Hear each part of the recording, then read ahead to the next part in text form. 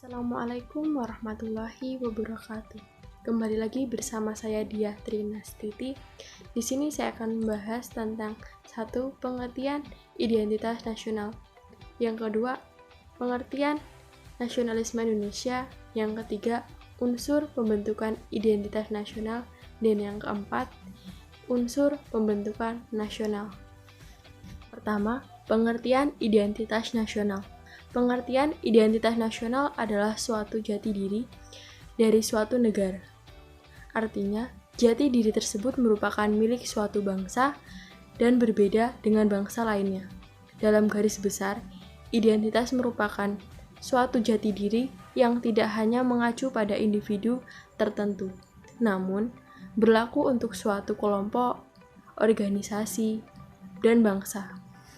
Adapun menurut Kwenta Wibbasono, identitas nasional merupakan manifestasi nilai-nilai budaya yang tumbuh dan berkembang pada aspek kehidupan sebuah bangsa, dengan ciri khas yang membuat berbeda dengan bangsa lainnya dalam kehidupannya.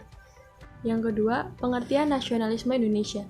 Nasionalisme Indonesia adalah suatu gerakan kebangsaan yang timbul pada bangsa Indonesia untuk menjadikan sebuah bangsa Indonesia yang merdeka dan berdaulat. Sejak abad 19 dan 20, muncullah benih-benih nasionalisme pada bangsa Asia Afrika, khususnya Indonesia. Yang ketiga, unsur pembentukan identitas nasional dibagi menjadi tiga, yaitu yang pertama, identitas fundamental, yaitu Pancasila merupakan falsafah bangsa, dasar negara, dan ideologi negara. Kedua, identitas instrumental yang berisi Undang-Undang Dasar 1945 dan Tata Perundangan, Bahasa Indonesia, Lembaga Negara, Bendera Negara, dan Lagu Kebangsaan Indonesia Raya. Yang ketiga, identitas alamiah yang meliputi negara kepulauan, archipelago, dan pluralisme dalam suku, bangsa, budaya, dan agama, serta kepercayaannya. Yang keempat, unsur pembentukan nasional itu ada 4. Yang pertama, agama. Bangsa Indonesia dikenal sebagai masyarakat yang agamis.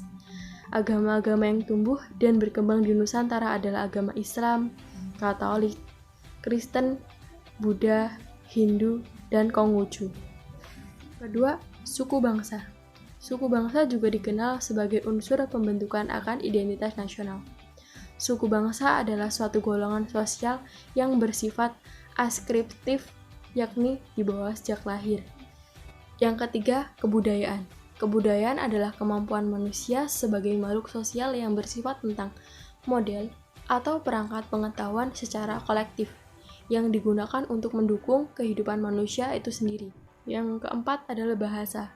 Bahasa merupakan simbol atau lambang secara verbal.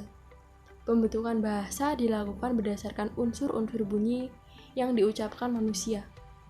Bahasa juga digunakan sebagai cara komunikasi antara manusia satu dengan manusia lainnya.